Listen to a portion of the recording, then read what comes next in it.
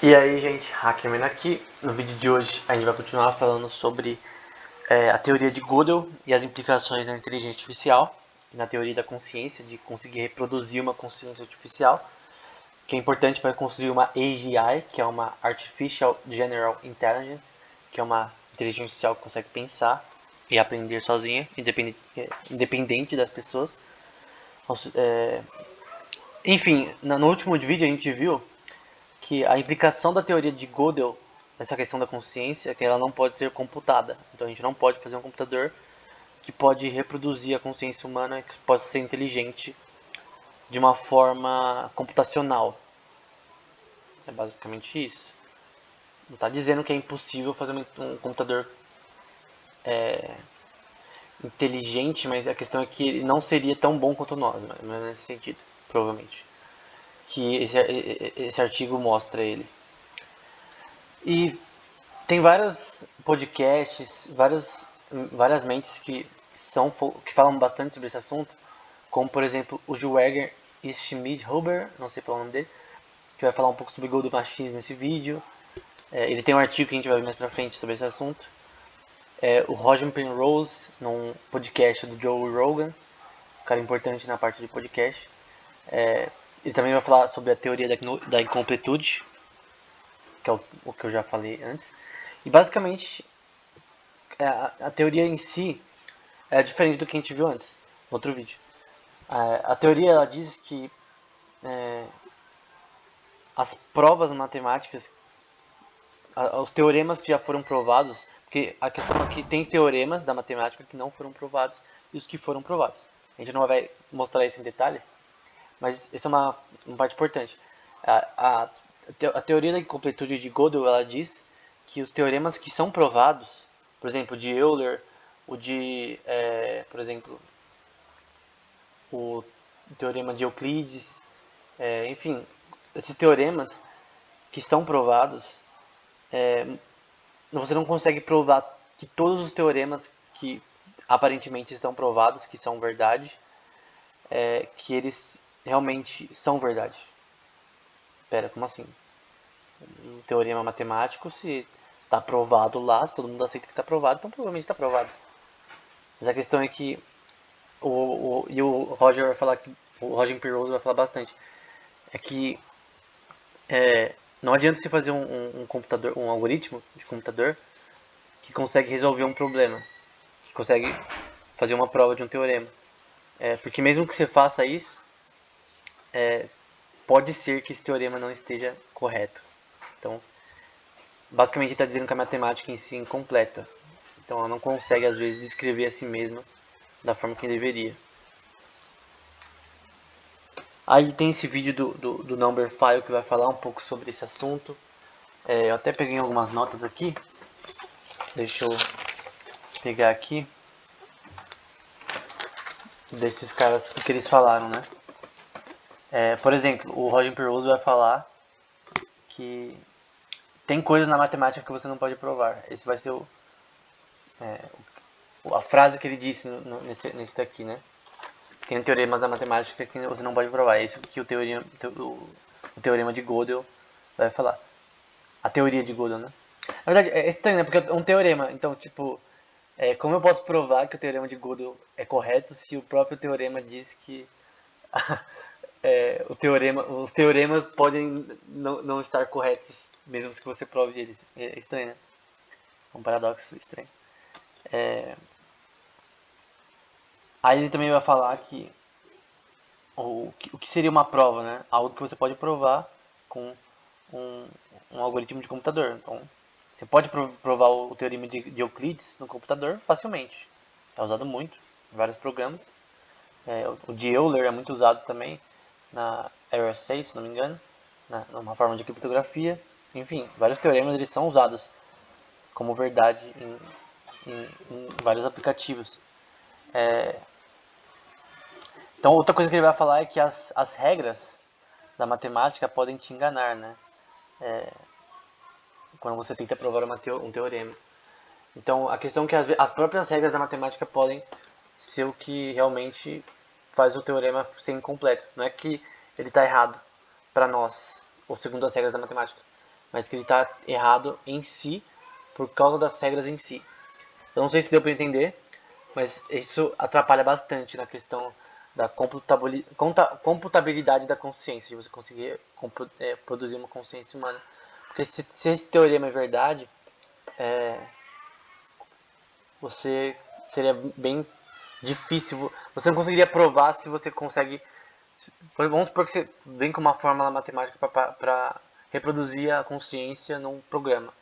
Pô, eu quero criar um sistema de inteligência artificial, quero criar robôs pensantes, ou de repente um jogo de computador que os NPCs pensam. Aí você vai tentando fazer isso. Aí você cria um algoritmo que consegue fazer reproduzir a consciência humana.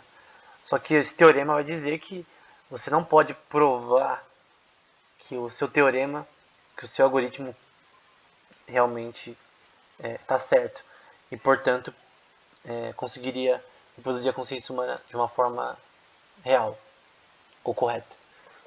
Então, eu creio que eu tenho te posto um pouco da minha opinião aí, mas enfim. Nem tudo que eu falei é a opinião deles, né? Algumas coisas são a minha. Aí outro vídeo também falando sobre esse assunto. E aqui eu vi recentemente, na verdade eu acabei esse podcast há alguns minutos atrás. E eu não sabia que iria falar sobre esse assunto. É estranho porque eu tava vendo esse podcast antes de eu começar a gravar esse vídeo. Que eu já tinha feito os slides, mas eu não tinha gravado o vídeo ainda, né? Normalmente eu faço os slides bem antes, só depois eu faço o vídeo, só mais pra noite. Eu faço o slide de manhã, depois da noite eu gravo o vídeo. E esse Marcus Hutter, ele é muito focado em inteligência artificial, em física também, ele fica indo de um lado para o outro nesse assunto. E ele é o criador da AIXI, que é tipo uma forma de integrar a inteligência artificial que a gente vai falar em outros vídeos. A gente vai ver o artigo e ver como funciona. Eu não vou falar sobre isso hoje, mas ele fala a maior parte do tempo sobre isso nesse podcast. Mas uma parte que ele vai falar é sobre Gödel Machines. Tá até ali embaixo, né, que é a parte de Gödel Machines, que até ele vai falar que o cara que criou esse conceito na prática era do laboratório dele, trabalhou no laboratório dele, né?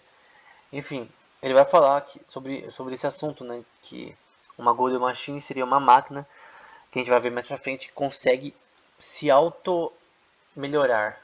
Ela consegue, por exemplo, pegar o seu código e se auto melhorar, né? Ela pegar você cria um programa que você não precisa mais mexer, ele vai se atualizando sozinho, ele vai corrigindo seus próprios erros sozinho. Imagina um jogo que faz isso, você não precisaria ficar dando update nos bugs porque ele se auto corrige de acordo com os fóruns de repente dizendo dos bugs no sistema. Já pensou? Um programa que se auto corrige, que se auto programa. Não existe nada assim, tá? Pelo menos que eu saiba até agora, mas isso é uma Golden Machine, que é uma teoria de Gödel, né? Tem a ver com a teoria de Gödel. Então, tem essa parte que a gente viu que é um outro tema, né? A teoria da incompletude de Gödel. E agora a gente vai para a parte das máquinas de Gödel, né? Que é outro assunto. Então, aqui a gente pulou para outro assunto já. Mas antes da gente ir para aquele assunto, vamos ver um exemplo prático da questão da teoria de Gödel, de que a gente não pode provar sempre as coisas na matemática. E esse aqui foi é difícil trazer coisa em português, porque normalmente as coisas dos caras que são autoridade nesses assuntos são em inglês. Então se eu pudesse eu traria tudo em português, mas enfim. Esse é um artigo bem pequeno que eu pude trazer em português, de um cara chamado Zoroastro Azambuja Filho, que era um professor de matemática. Aí eu vou falar aqui, ó, por intermédio de um colega, tomei conhecimento de um artigo intitulado O Teorema de Euler sobre Poliedros. Poliedros é tipo uma forma geométrica. Escrito por um professor aí, enfim, no noticiário da Sociedade Brasileira de Matemática. Blá blá blá blá blá blá. Sou professor de matemática e já perdi a conta do número de vezes, isso aqui é uma parte importante, que demonstrei ou julguei lo tendo feito em classe. Então várias vezes esse professor, o Zoroastro, ele provou o teorema de Euler na classe, várias vezes. nesse assunto de poliedros. Aí ele vai falar, por isso eu fiquei muito chocado ao saber que a demonstração que sempre usei e que consta em todos os livros texto não está certa. Então veja, esse professor, alguém que deu aula, sei lá, anos nesse assunto, que assim aprendeu tanto na faculdade e lendo livros por ele mesmo, que aquela era a forma de resolver o teorema de Euler especificamente para poliedros, e agora ele vê um artigo que desprova o que ele achava estar certo. Então isso é uma prova que o teorema de Gödel ele meio que funciona, entre aspas. Ele é uma coisa que é simples, mas parece certa, porque nós estamos vendo um caso prático. Isso daqui, gente, eu achei muito rápido na internet. Isso daqui eu nem sei como eu achei, né?